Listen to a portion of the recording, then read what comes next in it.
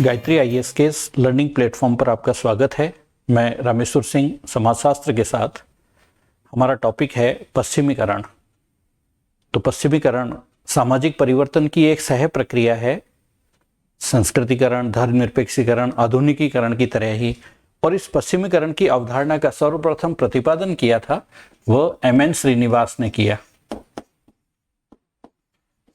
M.N.. Srinivas ने समाजशास्त्र के अंदर 3 अवधारणाएं दी: संस्कृतिकरण, पश्चिमीकरण और धर्मनिरपेक्षीकरण। तीनों के बारे में लिखा और परिभाषित करते हुए लिखा पश्चिमीकरण के संदर्भ में कि ब्रिटिश शासनकाल के दौरान भारतीय समाज और संस्कृति में जितने भी परिवर्तन आए, चाहे वो भौतिक संस्कृति में हो या अभौतिक में हो, उनको सम्मिलित रूप से पश्चिमीकरण कहा गया। अर्थात यह ब्रिटिश शासनकाल के दौरान उनके संपर्क में आने से भारतीय समाज और संस्कृति में जो परिवर्तन दिखाई देते हैं उनको इन्होंने पश्चिमीकरण कहा। और ये परिवर्तन हमें हमारी टेक्नोलॉजी के अंदर, प्रौद्योगिकी में,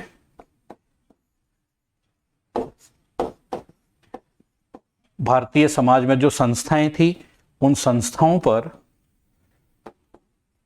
हमारे आइडियोलॉजी, वैचारिकी तथा हमारे मूल्यों में दिखाई देते हैं। अर्थात इनमें आने वाले परिवर्तनों को उन्होंने पश्चिमीकरण कहा। ऐसी ही परिभाषा योगेंद्र सिंह ने भी दी। और योगेंद्र सिंह ने लिखा कि पश्चिमीकरण मुख्यतः मानवतावाद,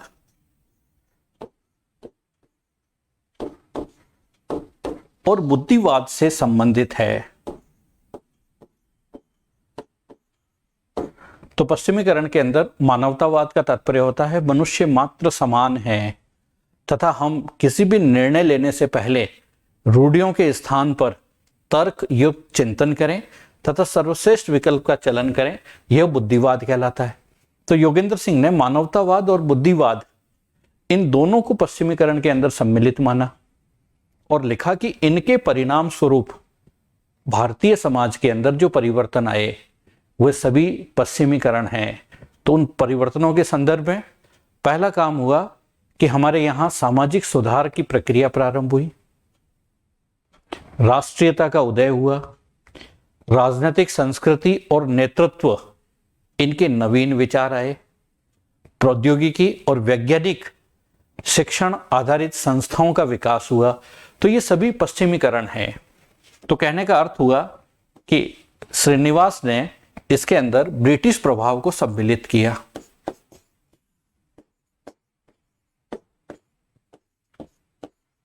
हालांकि इसकी योगेंद्र सिंह आलोचना भी करते हैं और आलोचना इस आधार पर करते हैं कि पश्चिमीकरण में श्रीनिवास ने केवल ब्रिटिश प्रभाव को सम्मिलित किया है, जबकि भारत पश्चिम के अन्य देशों के संपर्क में भी आया और उनका भी सांस्कृतिक प्रभाव भारत पर पड़ा।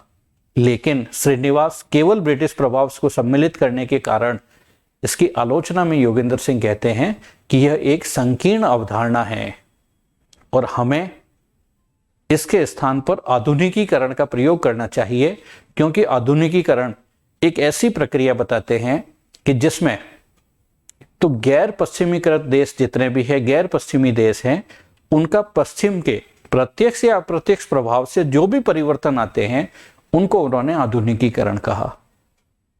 हालांकि बाद में एम.एन. श्रीनिवास ने इसे भारतीय संदर्भ में उपयुक्त बताया। अब हम बात करते हैं पश्चिमीकरण की विशेषताओं की। तो पश्चिमीकरण की जो विशेषताएं हैं वो श्रीनिवास बताते हैं कि पहली, पश्चिमीकरण एक तटस्थ अवधारणा है। तटस्थ अवधारणा से तात्पर्य होता है कि यह पश्चिम के प्रभाव को भारतीय समाज पर दिखाती तो है, लेकिन उसके अच्छे या बुरे के रूप में उसकी व्याख्या नहीं करती।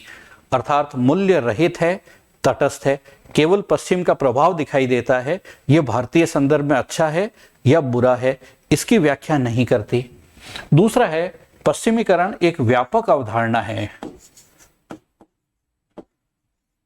अर्थात ये भारत में भारतीय समाज को सभी भागों को प्रभावित करती है, संस्कृति को प्रभावित करती है, जीवन के प्रत्येक क्षेत्र पर इसका प्रभाव पड़ता है। तीसरा है, पश्चिमीकरण एक जटिल प्रक्रिया है, जटिल अवधारणा है कि इसका प्रभाव, पश्चिम का प्रभाव भारत में सभी वर्गों पर तथा सभी क्षेत्रों पर समान रूप से नहीं पड़ा। इनका अलग अलग प्रभाव दिखाई देता है।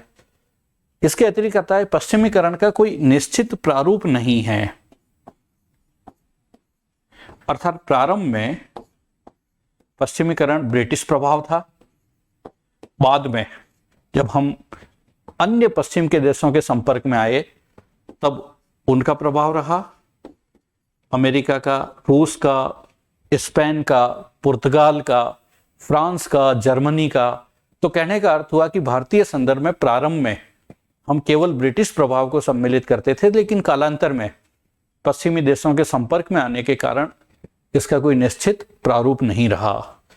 हालांकि पश्चिमीकरण जो है यह एक अचेतन रूप से, स्वाभाविक रूप से होती है, लेकिन भारत में जो पश्चिमीकरण हुआ वह एक चेतन प्रक्रिया थी। अर्थात हमें सोच समझ कर ये सारी चीजें सिखाई गई, हमने इन्हें स्वीकार किया, तो यह एक चेतन प्रक्रिया के रूप में है। इसके अतिरिक्त पश्चिमीकरण के अंदर अनेक मूल्य भी समावेश है, जैसे मानवता,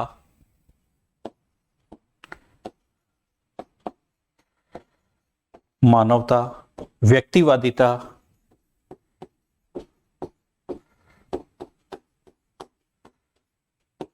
ये मूल्य भी पश्चिमीकरण के अंदर सम्मिलित है।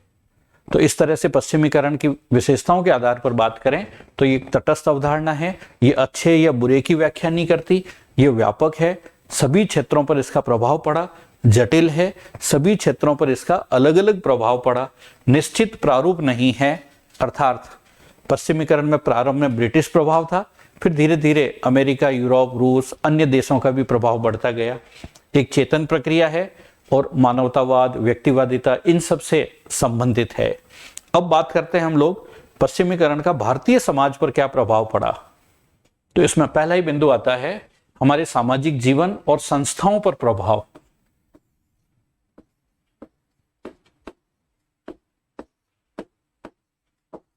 सामाजिक जीवन व संस्थाओं पर प्रभाव।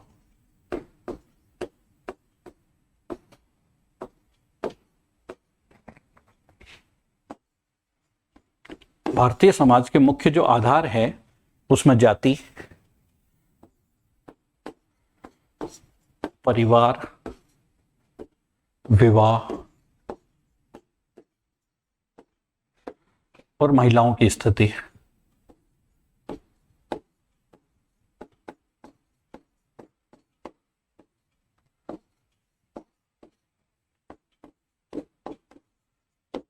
इन पर विचार करते हैं हम लोग। जो जाति के संदर्भ में भारतीय समाज एक जाति आधारित समाज था, लेकिन पश्चिमीकरण के कारण इस जाति के संरचना और संस्थात्मक दोनों पक्षों में परिवर्तन आया। अर्थात अब व्यक्ति की समाज में जो स्थिति थी उसका निर्धारण जाति के आधार पर नहीं होगा और गुण और योग्यता के आधार पर होने लगा। जाति से संबंधित जो प्रतिबंध थे व्यवसाय से, वह भी शिथिल हो गए।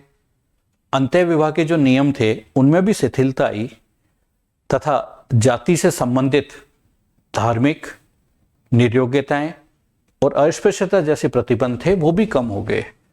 तो जाति में परिवर्तन हो गया। परिवार के अंदर हमारे यहाँ संयुक्त परिवार थे, उनका विघटन होकर एकाकी परिवार की तरफ बढ़ने लगे। परिवार के प्रति हमारा जो त्याग, समर्पण की भावना थी उसमें भी कमी आई और उसके स्थान पर व्यक्तिवादिता उभर कर आई। विवाह के जो नियम थे उनमें भी परिवर्तन आया। हमारे यहां बाल विवाह, विधवा विवाह, अंतरजातीय विवाह ये सब होने लगे। इसके अतिरिक्त अंतः विवाह के जो नियम थे वो भी शिथिल हो गए और महिलाओं की स्थिति पहले निम्न मानी जाती थी, लेकिन पाश्चात्य शिक्षा के कारण उनमें चेतना और जागृति आई और महिलाओं के स्टेटस में सुधार हुआ। तो इस तरह से सामाजिक जीवन कि प्रत्येक संस्था को पश्चिमीकरण ने प्रभावित किया। इसके बाद आता है धार्मिक क्षेत्र।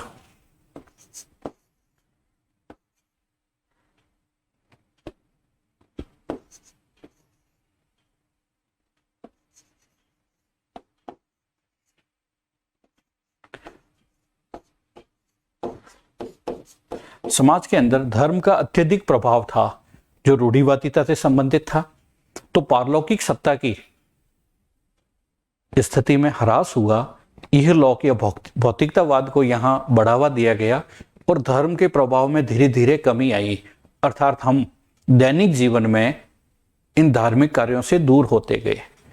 इसके अतिरिक्त तीसरा परिवर्तन जो आता है वह आता है हमारे आर्थिक क्षेत्र में।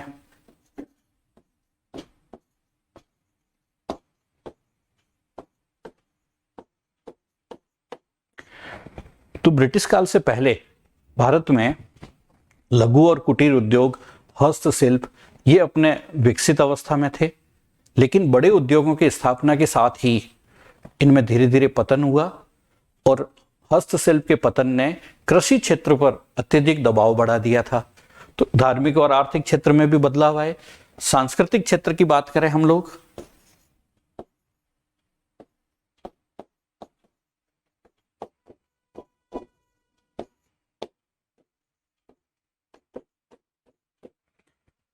तो हमारे यहाँ स्थापत्य कला, साहित्य, इन सब में भी बदलाव आया और अंग्रेजी भाषा के ज्ञान के कारण कई भारतीय साहित्य के स्रोत थे उनका अंग्रेजी में अनुवाद हुआ और हिंदी में भी नई विचार, छायावाद, रहस्यवाद जैसी कविताएं लिखनी शुरू हुई, इनका दौर शुरू हुआ।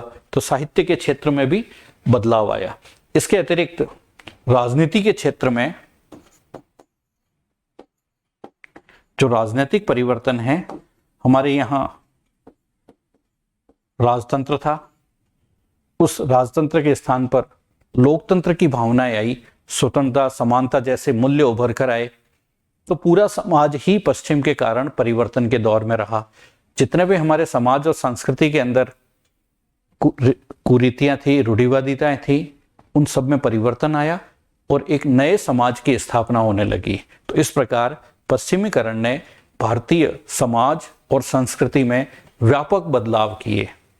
हालांकि हम लोग इसे आधुनिकीकरण से तुलना करते हैं, क्योंकि कई विद्वान ये मानते हैं कि पश्चिमीकरण एक संकीर्ण अवधारणा है योगेंद्र सिंह के अनुसार, तो हमें आधुनिकीकरण को अपनाना चाहिए। तो आधुनिकीकरण को उन्होंने जो परिभाषित किया, उस परिभाषा के तौर पर यह लिखा कि जितने भी गैर पश्चिमी देश है,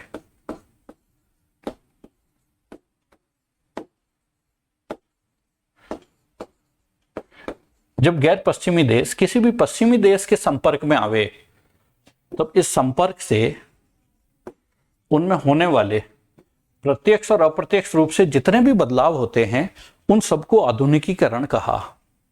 योगेंद्र सिंह ने आधुनिकीकरण की परिभाषा के अंदर तत्व लिखे, उसमें बताया उसने कि आधुनिकीकरण आपकी धर्मनिरपेक्षता है,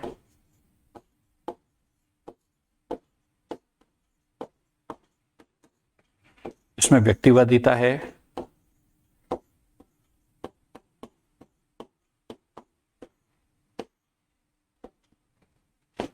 यह लौकिकता है,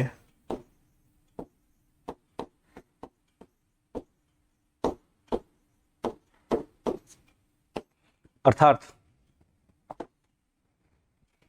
हम धार्मिक के स्थान पर धर्म से परे हटें, यह धर्मनिरपेक्षता है। तो जो हम पहले धार्मिक था वो आज धार्मिक नहीं रहा। व्यक्तिवादिता, व्यक्ति स्वयं के विकास के लिए जो अवसर विद्यमान होते हैं उनके लिए व्यक्तिवादिता शब्द काम में लिया जाता है। यह लौकिकता इस संसार से संबंधित हो, पारलौकिकता से कोई संबंधित नहीं हो। इसके अतिरिक्त मानवतावाद हो,